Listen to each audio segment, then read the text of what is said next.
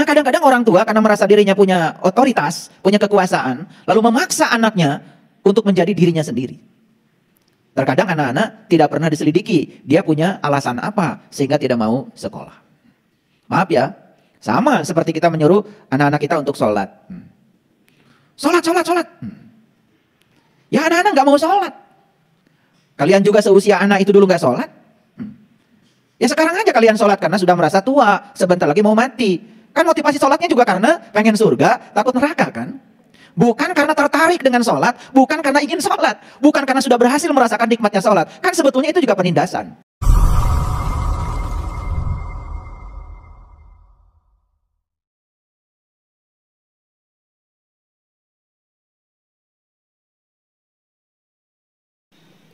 Saya membaca sejarah dua orang manusia di bumi ini. Dua-duanya berkebangsaan Prancis.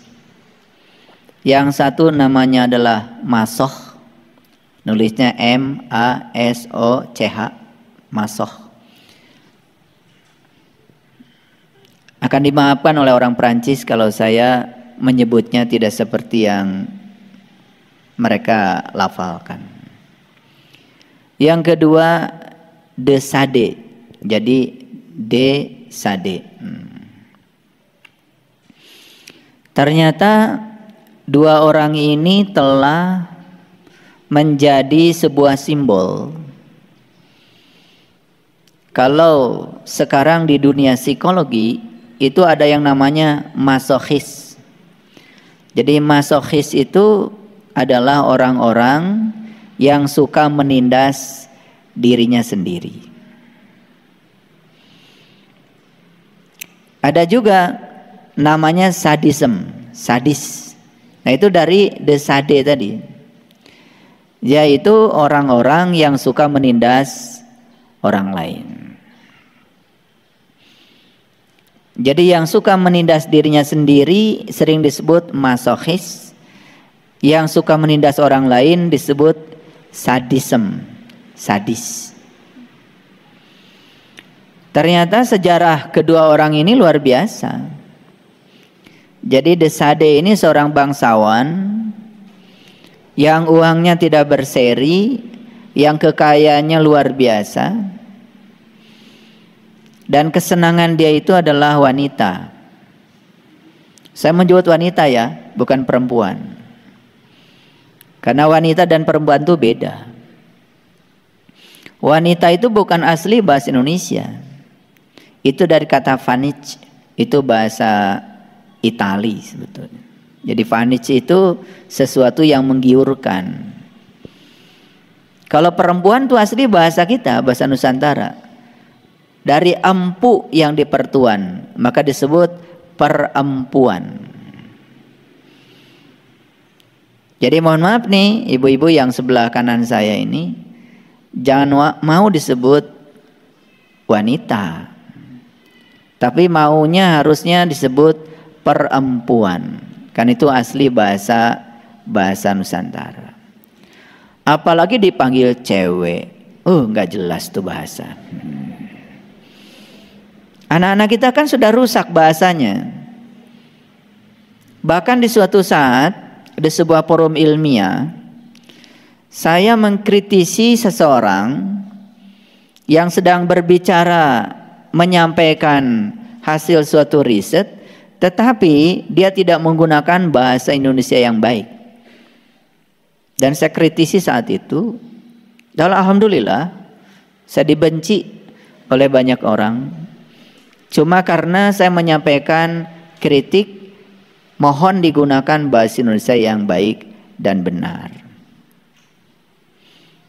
Karena sekarang di dunia pendidikan pun, makanya saya nggak mau datang ke sekolah menilai guru yang sedang praktek mengajar.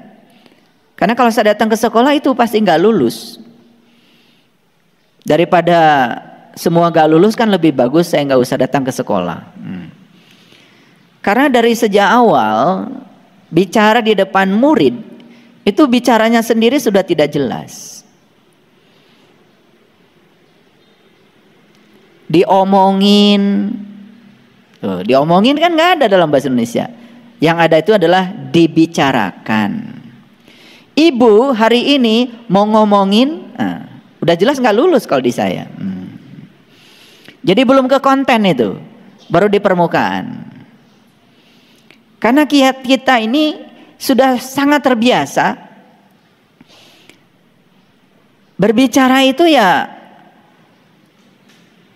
tidak jelas, tapi ingin orang lain memahami kita. Itu ego namanya itu. Jadi kembali lagi kepada cerita The Sade tadi, dia sangat menyukai wanita.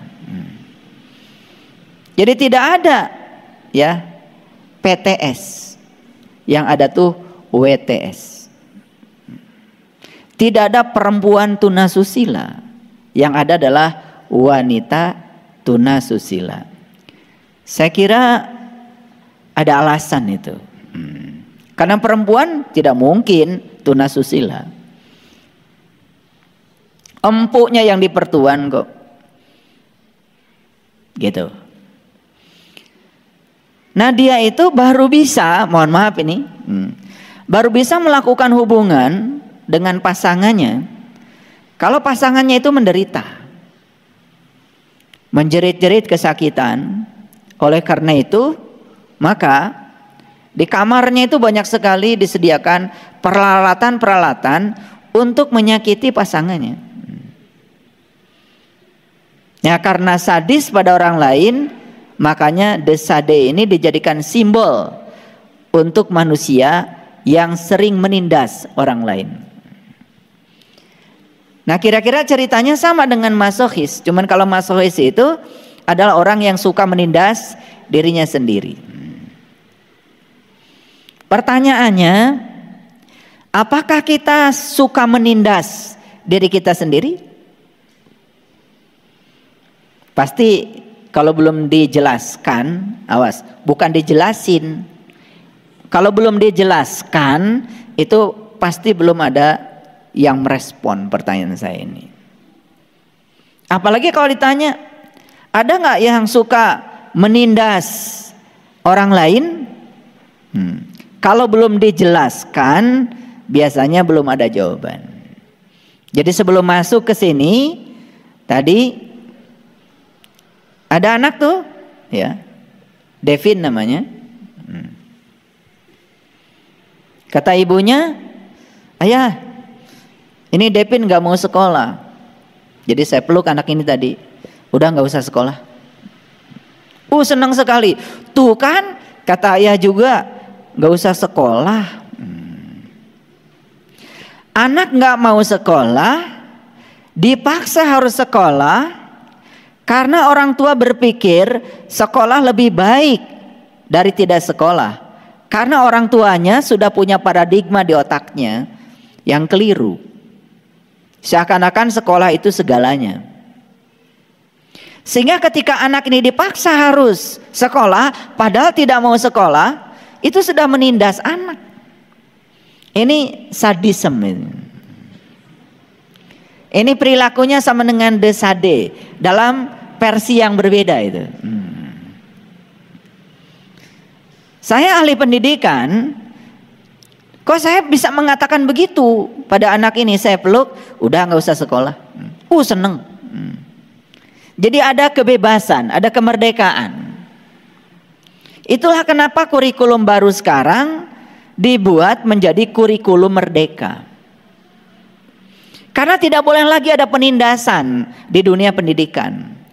Apalagi ada hukuman bagi anak. Nggak boleh lagi. Hukuman itu kegelapan.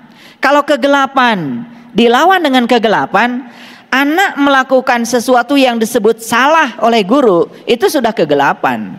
Guru menghukum anak, ngasih kegelapan baru.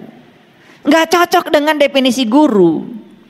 Sedangkan guru, gunya sendiri itu kan artinya kegelapan. Ru itu artinya cahaya. Jadi guru itu dari bahasa Sanskerta. Gu itu darkness. Sedangkan ru itu light, cahaya. Jadi guru itu orang yang bisa menghadirkan cahaya dalam kegelapan. Karena tidak bisa kegelapan dilawan dengan kegelapan. Kegelapan tidak bisa diusir. Tidak bisa diusir. Ruang ini gelap, mau diusir nggak bisa. Hadirkan saja cahaya, sekejap ruangan ini akan berubah dari gelap menjadi terang. Tetapi tentu saja dalam proses ketika anak dibilang, sudah, kalau nggak mau sekolah, nggak usah sekolah. Harus ada upaya untuk menjelaskan pentingnya sekolah. Harus ada upaya untuk menjelaskan kepada dia atau membuktikan kepada dia bahwa sekolah itu penting. Jadi tidak cukup sampai di situ.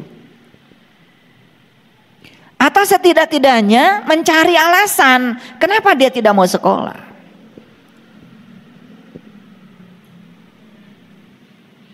Nah, kadang-kadang orang tua karena merasa dirinya punya otoritas, punya kekuasaan, lalu memaksa anaknya untuk menjadi dirinya sendiri.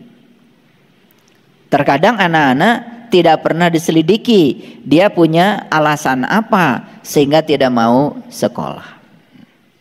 Maaf ya, sama seperti kita menyuruh anak-anak kita untuk sholat. Sholat. Ya anak-anak nggak mau sholat. Kalian juga seusia anak itu dulu nggak sholat. Ya sekarang aja kalian sholat karena sudah merasa tua, sebentar lagi mau mati. Kan motivasi sholatnya juga karena pengen surga, takut neraka kan. Bukan karena tertarik dengan sholat, bukan karena ingin sholat, bukan karena sudah berhasil merasakan nikmatnya sholat. Kan sebetulnya itu juga penindasan dalam level yang kecil. Jadi harusnya kita selidiki. Coba anak kita diajak makan di restoran. Di restoran yang makanannya kesukaan dia. Coba lihat. Begitu ditanya, nak nanti kita ke restoran ya. Restoran mana? Oh restoran yang di situ, yang makanannya banyak kesukaan kamu. Oh hore. Itu. Kenapa dia bilang hore? Kenapa dia tertarik? Karena dia punya pengalaman. Makan di restoran itu dengan makanan yang dia pesan, dia merasakan kenikmatan, enaknya makan di situ. Kan sangat berbeda kalau diajak ke restoran lain yang pernah mengalami, ya dia makan di situ, tetapi makanannya tidak enak. Diajak ke situ paling dulu juga, beda. Kan cara dia berekspresi beda, betul apa tidak? Nah kenapa dia diajak sholat tidak berekspresi? Karena kita juga tidak pernah berusaha mengajarkan gimana dia supaya tertarik pada sholat. Paling sekedar dijelaskan bahwa sholat itu kewajiban. Padahal wajib itu dilaksanakan dapat pahala, tidak dilaksanakan dapat siksa. Kan dua-duanya juga, mohon maaf, itu kan sebetulnya motivasi yang paling rendah. Pernah nggak kita mengajarkan kepada anak bahwa sholat itu adalah kebutuhan? Pernah nggak mengajarkan pada anak bahwa sholat itu adalah karena Allah cinta pada kita, maka kita juga cinta kepada Allah, mengembalikan cinta Allah kepada kita? Pernah nggak mengajarkan itu? Nggak pernah. Terminologi yang dibangun selalu aja wajib, dilaksanakan dapat surga, tidak dilaksanakan dapat neraka. Itu saja yang terus menerus kita bicarakan, dan itu menjadi paradigma bagi anak.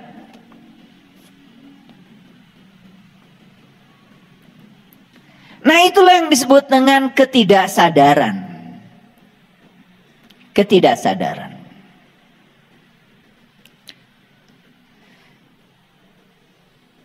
Ada orang yang berkata kepada saya, kenapa yang diceramahkan oleh saya ini katanya tidak sama seperti yang diceramahkan kebanyakan orang? Ya jawaban saya sederhana. Di dalam Al-Quran kan ada ayatnya. Orang beriman itu tidak boleh menyampaikan sesuatu yang dia tidak mengalami, tidak merasakan, dan tidak memahami. Karena pemahaman yang sebenarnya itu datang dari pengalaman. Orang-orang bijak mengatakan malam yazuk lam ya'rif. Tidak akan paham kalau kamu tidak mengalami.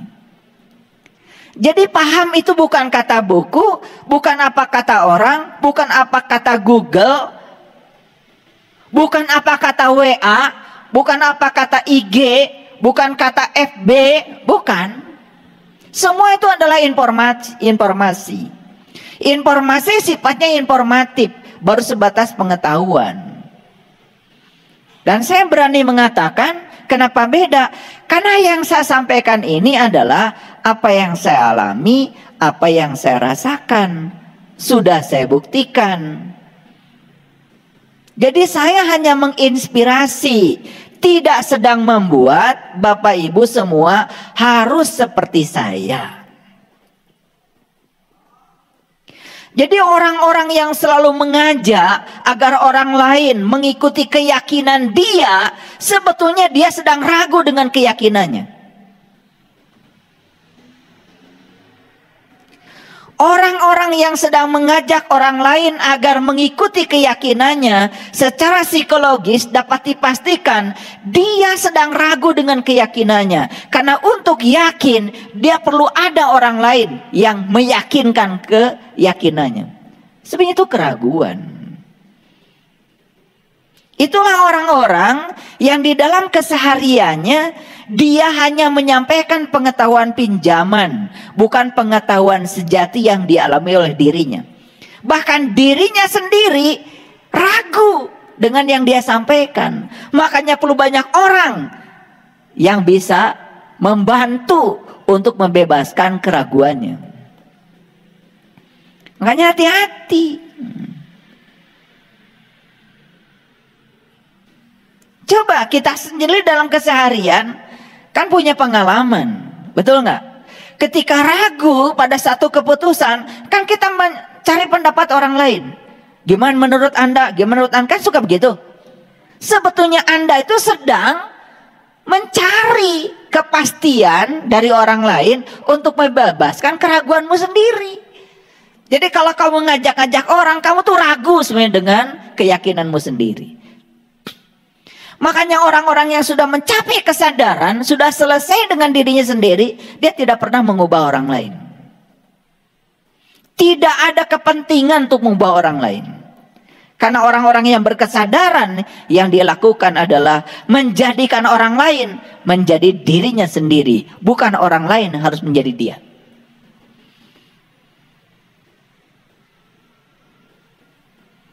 Gitu. Ada satu anekdot dalam dunia psikologi. Ini anekdot.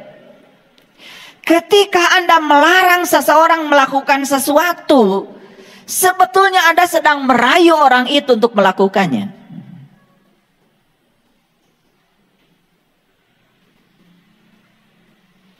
Ini kuliah agak serius nih pagi ini. Anak itu tidak tahu kalau itu adalah listrik. Dan tidak tahu kalau listrik itu rasanya seperti apa. Dan kemudian orang tuanya mengatakan, awas, awas nak, itu listrik, nanti kamu kesetrum. Makin dilarang, dia makin penasaran, ingin mencobanya. Ini anekdot dalam dunia psikologi.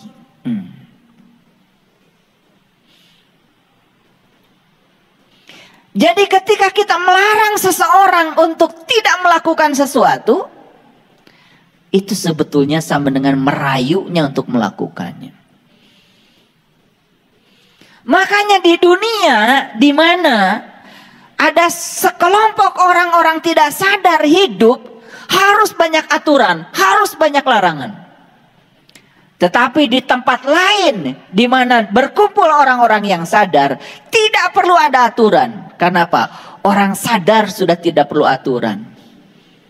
Tidak perlu ada jagalah kebersihan, tidak perlu buang sampah pada tempatnya, tidak perlu jangan injak rumput, gak perlu. Semakin banyak slogan yang semacam itu, sebetulnya kita sedang memamerkan diri kita pada dunia, bahwa sebetulnya di situ masih banyak orang-orang yang tidak sadar. Makanya saya katakan pada kalian semua, berhenti menjadi orang baik.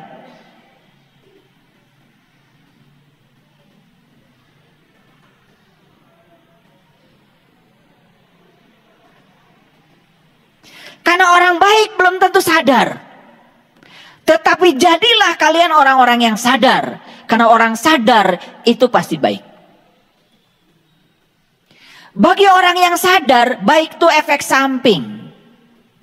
Bagi orang sadar, baik itu adalah efek samping dari kesadarannya. Tapi bagi orang yang selalu menjadikan dirinya ingin baik dipandang orang, ingin baik dipandang masyarakat, dia sedang menindas dirinya sendiri. Bisa jadi dia tidak sadar. Bukankah begitu banyak berita yang datang di telinga kita? Ada orang baik, tetapi kemudian melecehkan muridnya sendiri. Ada orang baik, tetapi mencabuli muridnya sendiri. Kenapa? Karena dia itu sebetulnya baiknya bukan dari kesadarannya. Baiknya itu karena ingin dipandang baik oleh orang lain. Jadi kalau kalian itu sholat ke masjid atau rajin beribadah karena ingin dipandang orang baik oleh orang lain, bukan karena kesadaranmu, tidak akan pernah menjadikan kalian menjadi orang baik yang sungguh-sungguh baik. Suatu saat digores sedikit saja, ada binatang yang keluar di balik tubuhmu itu. Ada maksud saya? Ya. Jadi kalau ingin cek dia orang baik asli atau orang baik palsu yang ini dipandang baik oleh orang lain, cubit aja. Kalau keluar binatang buas di balik tubuhnya, berarti dia palsu. Orang yang sadar dicubit, digores, sudah tidak tergores lagi, sudah selesai dengan dirinya sendiri. Jadi tidak perlu kalian menjadi orang baik. Jadi orang sadar, karena orang sadar itu pasti baik. Orang yang baik, apalagi pura-pura baik, mohon maaf, bisa jadi. Pernah nggak mendengar berita seorang tokoh, ini seorang tokoh yang sangat diidolakan oleh masyarakat karena ketokohannya sudah dipandang orang baik oleh masyarakat. Misalnya korupsi. Pernah dengar gak? Pernah atau sering? Berarti dia itu sebetulnya bukan orang baik karena kesadarannya. Orang baik karena ingin dipandang baik oleh orang lain. Makanya stop jadi orang baik model gitu. Makanya saya mengajak kalian, yuk jadi orang yang sadar. Makanya hari ini saya kasih topik, judul kita hari ini adalah ketidaksadaran. Seperti tidur sambil berjalan. Ini judulnya nggak tahu, pokoknya saya tadi pagi ngetik, keluar judul ini. Makanya banyak yang sering bilang sama saya, kok judulnya katanya aneh-aneh. Loh, kalau cerita anjing gigit manusia, bukan berita. Berita itu kalau manusia gigit anjing.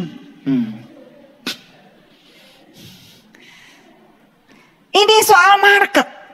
Kalau bikin judul itu harus ada marketnya, harus ada pasarnya. Cuman saya tidak berani terlalu aneh gitu, nanti dipandang aneh. Tapi tetap harus mempertimbangkan market. Karena kalau judulnya tidak menarik, tidak ada yang dengar ceramah saya. Makanya seorang psikolog ditanya, apa berita menurut Anda? Dia bilang, kalau ada yang mengatakan anjing gigit manusia, itu bukan berita. Loh, anjing gigit manusia Kan anjingnya tidak sadar. Wajar kalau gigit yang sadar. Itu bukan berita, tidak menarik. Tapi kalau ada headline sebuah harian menulis seorang ibu menggigit anjing, itu pasti banyak yang membaca, viral itu. Makanya sekarang ini kan banyak sekali yang ingin viral, ingin dipandang baik oleh orang lain. Kadang-kadang dia menindas dirinya sendiri. Seorang ibu berjalan merangkak di lantai dengan jarak yang sangat jauh karena ingin viral.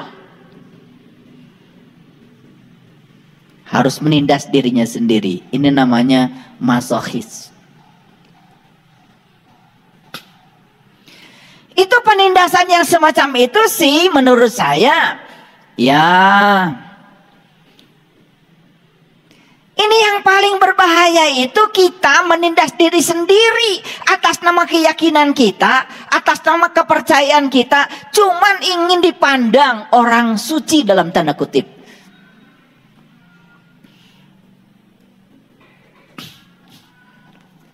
Banyak nggak kayak gitu? Banyak. Puasa bertahun-tahun sampai kurus kering gitu. Sampai suatu saat orang, puasanya nggak berhenti. Siang puasa, malam puasa. Malamnya cuma minum air putih, besoknya sakit. Terus buat apa gelar manusia suci yang kamu dapat dari orang itu? Bukan dari Tuhan, dari orang, karena kamu ini pandang suci oleh orang. Emang Allah nyuruh begitu? Dengan musik haram. Apa tidak boleh kita menyenangkan telinga kita dengan suara bagus gitu? Bukannya kan di sini ada Allah yang mau mendengar? Bukannya Allah senang yang indah-indah? Apa tidak boleh gitu? Telinga kita dikasih kesenangan dengan musik yang bagus gitu. Jadi seakan-akan Tuhan itu dikonsepsikan sadis banget. Sampai semua kesenangan dari dunia dirampas oleh Tuhan. Dengar musik gak boleh. Ketawa ngakak dikit gak boleh. Di Bali sekarang ada meditasi tertawa loh. Yang hadir di situ orang-orang yang, mohon maaf, kanker payudara, tumor, kanker otak, tiap hari hanya tertawa terbahak-bahak, sembuh sakitnya. Murah banget. Tertawa aja tiap hari. Makanya namanya meditasi tertawa. Terus mau dibilang haram lagi? Selama ini kita mengkonsepsikan Tuhan seakan-akan Tuhan itu yang merampas semua kesenangan di bumi. Kalau Tuhan merampas kesenangan di bumi, berarti Tuhan sedang memerangi bumi kita. Bukankah bumi diciptakan ciptaan Tuhan? Biar ngerti. Agak kenceng saya bicara ini. Karena kadang-kadang kita ini sok-sok suci. Ingin dipandang orang seperti apa. Kadang-kadang kita menindas diri sendiri. Lebih parah lagi menindas orang lain. Ceramah agama itu tiap hari neraka. Kayaknya Tuhan tuh demen banget sama neraka. Kayak Tuhan tuh senang banget sama api neraka. Karena dikit-dikit neraka gitu. Ancaman aja terus yang ditebar. Kalau kita menebar neraka terus menerus, menebar rasa bersalah terus menerus, like attracts like. Apa yang terjadi? Otak kita akan menciptakan semua hal sebagaimana yang akan datang. Like attracts like. Jadi kalau yang diciptakan di sini ketidakbahagiaan, yang akan datang dalam hidup ketidakbahagiaan. Kalau kita menciptakan kebahagiaan, yang akan datang kebahagiaan. Dalam buku The Secret, jika kamu punya utang dan kamu selalu berpikir hutang, maka kamu akan banyak hutang.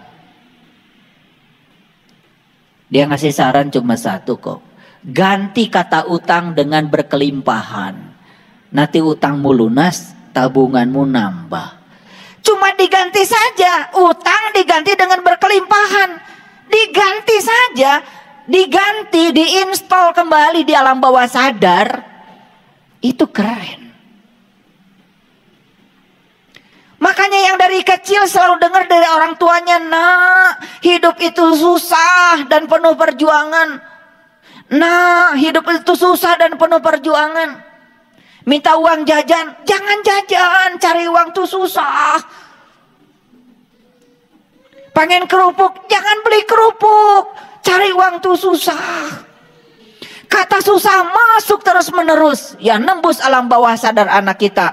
Begitu dia dewasa, dia betul-betul memandang kehidupan itu susah dan penuh perjuangan. Pengen kerupuk saja susah dan penuh perjuangan. Siapa yang menginstalkan program itu ke dalam anak-anak kita? Kita sendiri. Karena kita sering lupa bahwa semua yang kita katakan berulang-ulang itu akan menjadi program di alam bawah sadarnya anak kita. Ini hal-hal yang dasar ini. Hal dasar. Ingin anak sukses, tapi yang dimasukkan di otak mereka itu apa? Keraguan tentang masa depannya. Begitu jalan-jalan ke pasar, anak pegang sepatu, bu sepatunya bagus, mahal nak. Kata mahal itu sudah mencegah anak itu tidak akan pernah pakai sepatu itu.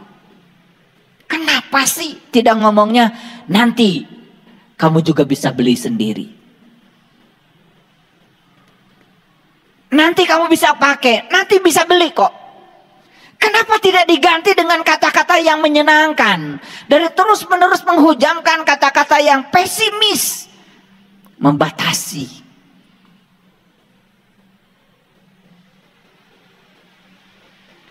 Nah, makanya ketidaksadaran itu seperti orang tidur sambil berjalan. Orang tidur, walaupun dia jalan, tetap saja nggak sadar. Ngerti maksud saya? Orang tidur walaupun sibuk dia, ya namanya juga tidur, cuman sambil berjalan. Tetap saja dia tidak sadar. Nah, kira-kira kebanyakan manusia itu seperti itu sekarang. Sibuk dari pagi sampai sore, tetapi tidak sadar dengan kesibukannya sendiri.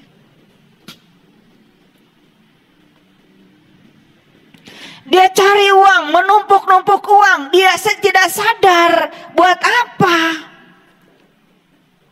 Ngerti maksud saya? Dulu nggak punya uang susah, karena nggak sadar. Begitu punya uang tambah susah, karena nggak sadar. Kenapa? Waktu nggak punya uang susahnya cuman kekurangan. Tapi setelah punya uang susahnya kemelekatan, takut hilang yang dia punya. Kan lebih dahsyat lagi. Makanya jarang orang stres, orang yang nggak punya uang. Rata-rata orang stres, orang yang banyak uang.